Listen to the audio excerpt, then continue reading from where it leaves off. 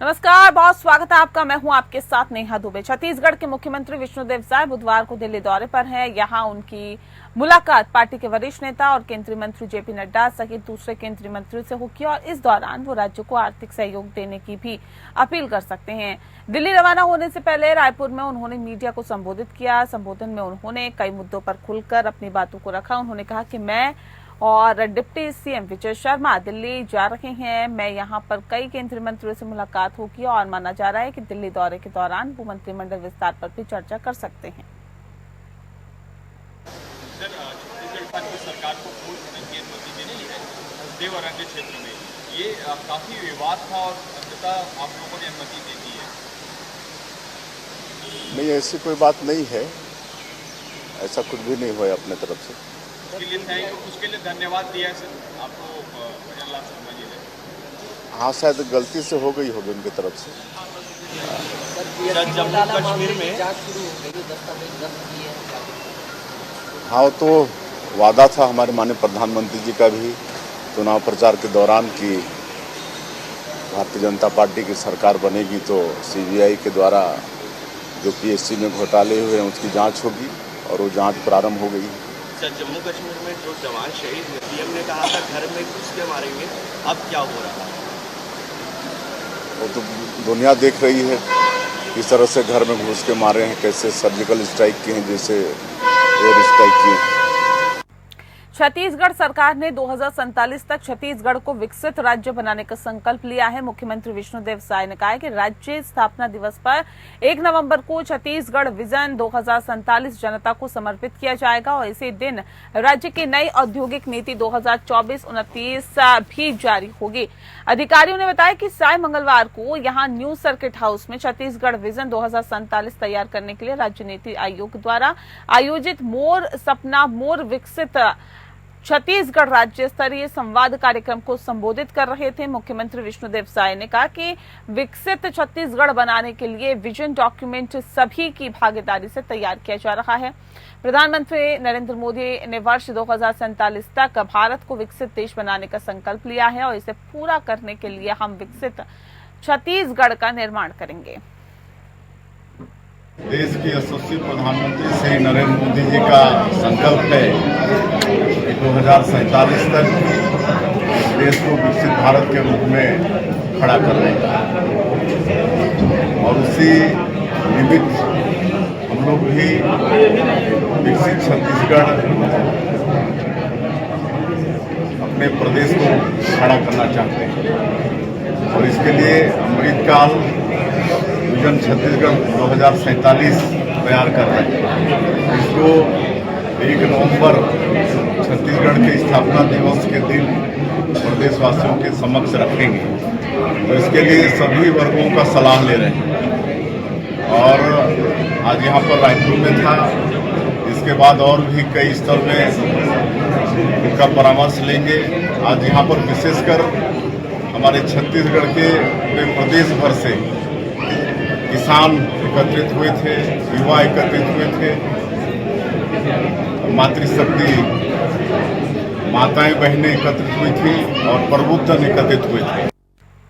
वहीं खैरागढ़ शहर में अतिक्रमण के खिलाफ नगर पालिका की कार्रवाई जारी है। सिविल अस्पताल चौक में अतिक्रमण हटाने की बड़ी कार्रवाई की गई। शहर में 3 मंजिला इमारत पर नगर पालिका का बुलडोजर चला। इमारत को बुलडोजर से ध्वस्त किया गया। दरअसल नगर पालिका परिषद ने खैरागढ़ शहर के 7 कब्जाधारियों को अतिक्रमण हटाने का नोटिस दिया था। 3 नोटिस के बाद भी अतिक्रमण नहीं हटाए जाने पर नगर प्रशासन और पालिका के अधिकारियों ने कार्रवाई की। दरअसल विस्थापन के तहत आवंटित की गई जमीन पर आर्थिक अतिक्रमण कर लिया था।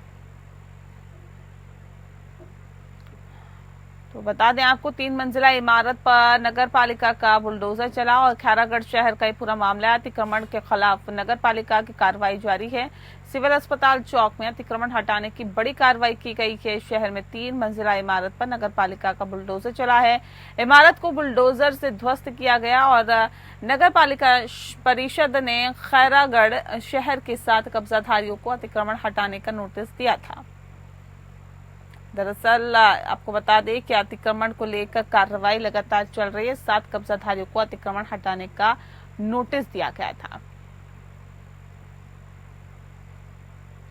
वहीं चंबल अंचल की महान विभूति सूबेदार शिवनाथ सिंह परिहार को उनके जन्मदिन पर लोहिया गांव में शिद्दत से याद किया गया। सूबेदार शिवनाथ सिंह परिहार ने 28 वर्ष सेना में रहते हुए 1962, 1965, 1971 तीन युद्धों में दुश्मन से लोहा लेते हुए अपना पराक्रम दिखाया, जिसके लिए उन्हें सेना की तरफ से कई पदक देकर सम्मानित किया गया। सूबेदार शिवनाथ सिंह परिहार के जन्मदिन के मौके पर आयोजित कार्यक्रम में लोहिया ग्राम में बड़ी संख्या में चंबल अंचल के लोग जुटे। सुबह 9 बजे सूबेदार शिवनाथ सिंह परिहार के चित्र पर पुष्पांजलि अर्पित करके कार्यक्रम की शुरुआत हुई। वक्ताओं ने सूबेदार शिवनाथ सिंह परिहार के जीवन से जुड़ी हुई विभिन्न घटनाओं का जिक्र करते हुए कहा कि उनके जीवन की हर बात आज के युवाओं को देशभक्ति और समाज में आगे बढ़ने की प्रेरणा देती है।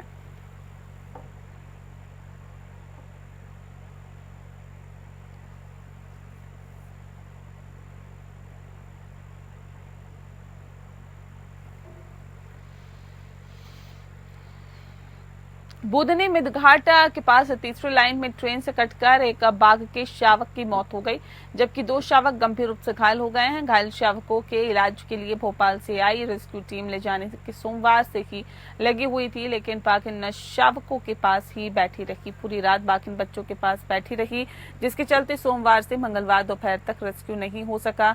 दोपहर बाद जब बाघिन वहां से हटी तो रेस्क्यू सफल हुआ। घायल शावकों को रेल से रेस्क्यू कर भीमबेटका स्टेशन पर उतारा गया। वहां से वन विभाग के स्पेशल रेस्क्यू जीप से भोपाल वन विहार ले जाया गया। वहीं मृत शावक का बुधनी वन प्रांगण में अंतिम संस्कार किया गया है।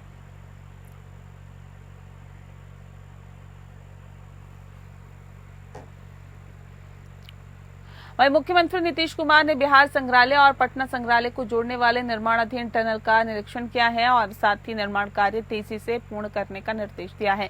मुख्यमंत्री ने बिहार संग्रहालय के पास टनल निर्माण कार्य की प्रगति की जानकारी ली। बिहार संग्रहालय के महानिदेशक अंजलि कुमार सिंह ने टनल से बिहार संग्रहालय में प्रवेश की व्यवस्था, पार्किंग, पर्यटकों को मिलने वाली अन्य सुविधाओं आदि के संबंध में मुख्यमंत्री को विस्तृत जानकारी दी। निरीक्षण के दौरान मुख्यमंत्री ने अधिकारियों को निर्देश दिया कि टनल निर्माण का कार्य जल्द ही पूरा कर ले और जिससे कि बिहार संग्रहालय और पटना संग्रहालय के दर्शक आसानी से एक दूसरी जगह जाकर प्रदर्शनी का अवलोकन कर सकें।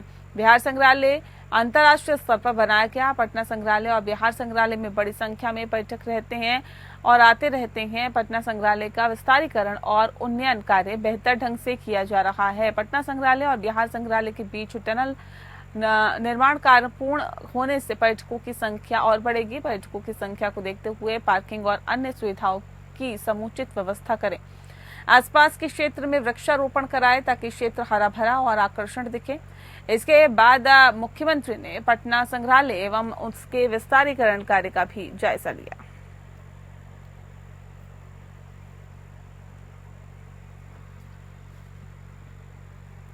जुलाई से शुरू होने वाले विश्व प्रसिद्ध श्रावणी मेले की तैयारियों का जायजा लेने भागलपुर के जिलाधिकारी डॉक्टर नवल किशोर चौधरी अधिकारियों के साथ सबसे पहले भागलपुर और बांका के बॉर्डर धांधी बेलारी पहुंचे, जहां पर उन्होंने बन रहे टेंट सिटी रेंट सेंटर का निरीक्षण किया। इसके बाद कच्ची कांवरियां पथ, बस पड़ाव, धर्मशाला, पेयजल की सुविधा, श्रावणी मेले का उद्घाटन स्थल, नमामि गंगे घाट और कृष्णानंद स्टेडियम का भी निरीक्षण किया। इस दौरान जिलाधिकारी ने श्रावणी मेले के दौरान देश विदेश से आने वाले कांवड़ियों श्रद्धालुओं को बेहतर सुविधा दिए जाने का निर्देश दिया अधिकारियों को दिया है। और निरीक्षण के बाद जिलाधिकारी ने सभी विभाग के अधिकारियों के साथ श्रावणी मेले को लेकर समीक्षा बैठक भी की।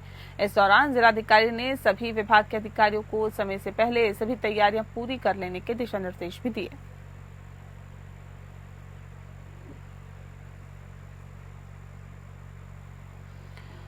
भागलपुर में जन्म प्रमाण पत्र के लिए रिश्वत लेने पर हंगामा खड़ा हो गया। दरअसल भागलपुर नगर निगम क्षेत्र के नया बाजार राय गोपाल सरकार लेन निवासी आरती शर्मा अपने पुत्र का जन्म प्रमाण पत्र बनवाने भागलपुर नगर निगम कार्यालय पहुंची तो उससे कार्यालय में तैनात कर्मचारी सुमित यादव ने जन्म प्रमाण पत्र बनाने के एवज में 700 रुपए की जगह बढ़ाकर 2500 रुपए लिए। महिला को जन्म प्रमाण पत्र बनाने के लिए महीनों कार्यालय का चक्कर लगवाया। काफी दिन बीत जाने के बावजूद जब प्रमाण पत्र नहीं बना तो महिला के परिजन नगर निगम कार्यालय पहुंचे और कर्मचारी सुमित यादव को पकड़कर धक्का मुक्की करते हुए हंगामा करने लगे।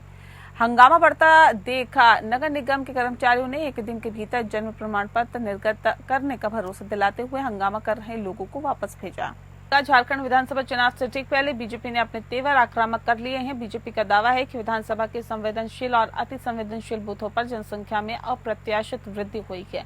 विधानसभा चुनाव 2019 की अपेक्षा लोकसभा चुनाव 2024 में मतदाताओं की संख्या में तेजी से वृद्धि हुई है। इस संबंध में भाजपा का एक प्रतिनिधिमंडल मुख्य निर्वाचन आयुक्त से मिला है और जांच की मांग करते हुए ज्ञापन सौंपा है। भाजपा का दावा है कि घुसपैठियों का इस्तेमाल जो है वो चुनाव को प्रभावित करने की साजिश रची जा रही है। हाल ये है कि कई बूथों पर 20 से 123% तक वोटर्स बढ़ गए हैं।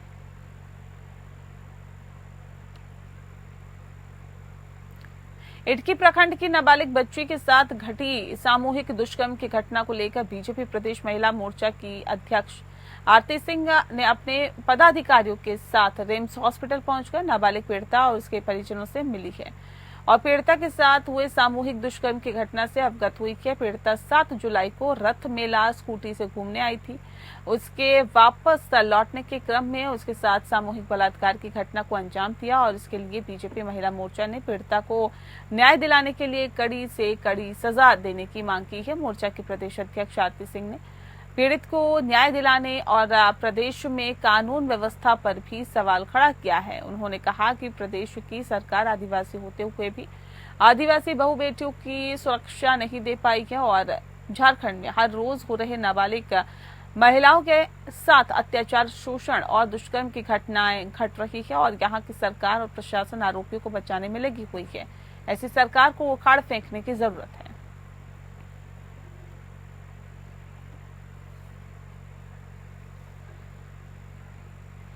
झारखंड के ग्रामीण विकास मंत्री डॉक्टर इरफान अंसारी रांची से जामताड़ा जाने के लिए इसी क्रम में बोकारो सर्किट हाउस में रुके और जहां उन्होंने भाजपा नेताओं के झारखंड दौरे पर तंज कसते हुए कहा कि कोई भी नेता यहां भाजपा का आए उनका हम वेलकम करेंगे, लेकिन यहां भाजपा की दाल गलने वाली नहीं है क्योंकि जनता का मन मिजाज पूरी तरह से बदल चुका है। एक आदिवासी मुख्यमंत्री को 5 महीने तक बिना किसी कसूर के जेल में बंद रखा। उसका जवाब पहले बीजेपी दे क्योंकि जनता जवाब चाह रही है।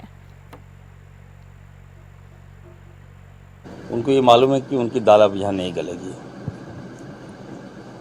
18 साल भाजपा ने यहाँ राज किया और अब जनता उनके कार्यों से कन कन तक वाकिफ हो चुकी है। अब जनता उनको कभी जिंदगी में मौका नहीं देगी। जो लोग जीत कर आए हैं दोबारा वो लोग, हमको नहीं लगता कि वो लोग सरवाइव करेंगे। कोई भी आ जाए, ठीक है, नेताओं की कमी नहीं है भाजपा में, तो आए। हम लोग झारखंडी है लोग हैं, हम लोग वेलकम करना जानते हैं, वेलकम कर रहे हैं। अमित शाह भी आने वाले हैं। मैंने कहा ना, कोई भी आए हम लोग वेलकम करेंगे। स्वागत में हम लोग कमी नहीं करते हैं, लेकिन जनता का जो मिजाज है बदल चुका है हमारी सरकार के प्रति।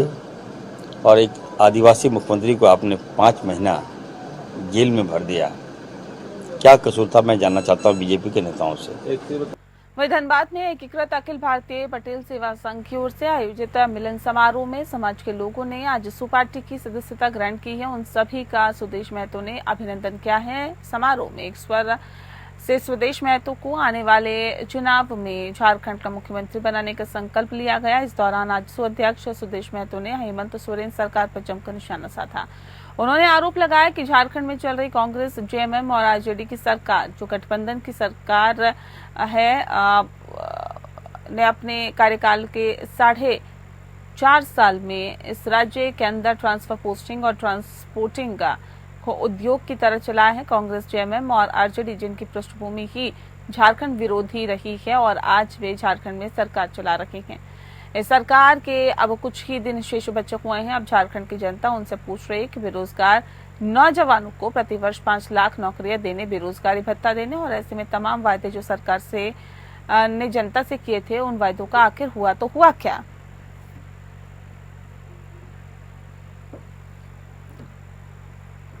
धनबाद गिरिडीह पुलिस ने 25 लाख की इनामी नक्सली जया मांझी उर्फ चिंता को धनबाद से गिरफ्तार कर लिया है। जानकारी के मुताबिक 25 लाख की इनामी कुख्यात नक्सली जया मांझी 1 करोड़ के इनामी नक्सली प्रयाग की पत्नी है, जो धनबाद के एक निजी अस्पताल में कैंसर का इलाज करा रही थी। बताया भी जा रहा है कि जया मांझी कैंसर से पीड़ित है और वो नाम बदलकर अस्पताल में इलाज करवा रही थी, जिसकी भनक मिलने के बाद गिरिडीह पुलिस उसे अस्पताल से गिरफ्तार कर लिया है और अपने सुरक्षा के बीच अपने साथ ले गई। जया कैंसर के 4th स्टेज से गुजर रही है।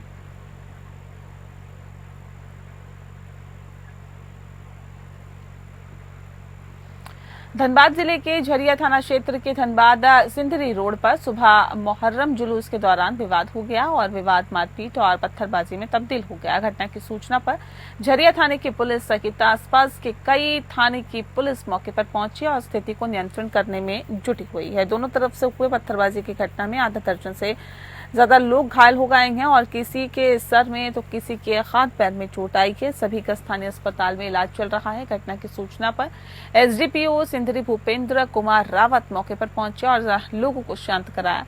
वहीं घटना को लेकर लोग शांति समिति को जिम्मेदार बता रहे हैं। वहीं एसडीपीओ ने बताया कि सुबह 2 अखाड़ा के लोग करतब दिखाने को लेकर विवाद हुआ और विवाद हाथापाई और फिर दोनों ओर से पत्थरबाजी शुरू हो गई। घटना को लेकर पुलिस अपराधियों को चिन्हित कर रही है। फिलहाल स्थिति नियंत्रण में है।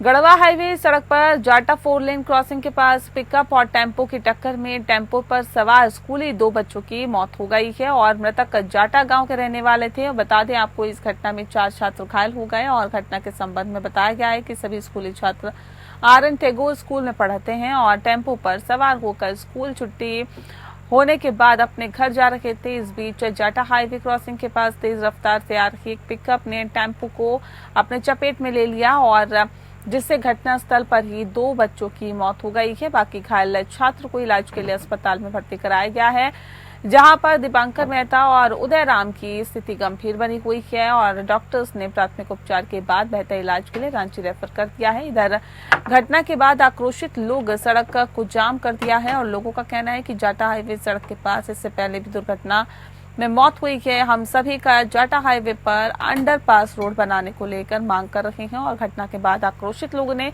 घटनास्थल पर पहुंचकर पुलिस के खिलाफ नारेबाजी करते हुए दुर्घटनास्थल और दुर्घटनाग्रस्त पिकअप को आग के हवाले कर दिया।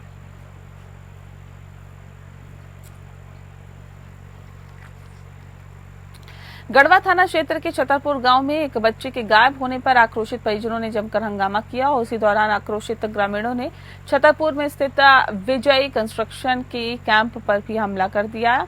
जानकारी के अनुसार छतरपुर गांव निवासी पप्पू बिंद का 9 वर्षीय बेटा ऋषु कुमार घर से गायब हो गया था। उसकी मां अपने बच्चों को ढूंढने कोरवाडी नदी के पास पहुंची और इस दौरान नदी के बगल में स्थित विजय कंस्ट्रक्शन के कैंप में जाकर परिजनों ने अपने बच्चों की खोजबीन करने का प्रयास किया। तभी वहां पर स्थित गार्ड ने रोक दिया। कैंप से 2-4 पहिया वाहन के निकलने के बाद ग्रामीणों को शक हुआ। संदेह के आधार पर ग्रामीण उन 4 पहिया वाहन का पीछा करने लगे।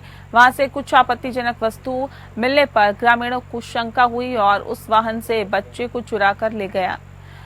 हालांकि ग्रामीणों ने वाहन को रोककर देखा भी और एक वाहन वहां से फरार हो गया। इसके बाद भड़के ग्रामीणों ने विजय कंस्ट्रक्शन के कैंप पर हमला कर दिया। उस दौरान ग्रामीणों ने तोड़फोड़ की। घटना की सूचना मिलने पर एसपी उप विकास आयुक्त सहित अन्य आला अधिकारी मौके पर पहुंचे और ग्रामीणों को समझाया बुझाया, लेकिन अब मामले की जांच में पुलिस जुट गई है। और इसी के साथ बुलेटिन में फिलहाल इतना ही। नमस्कार।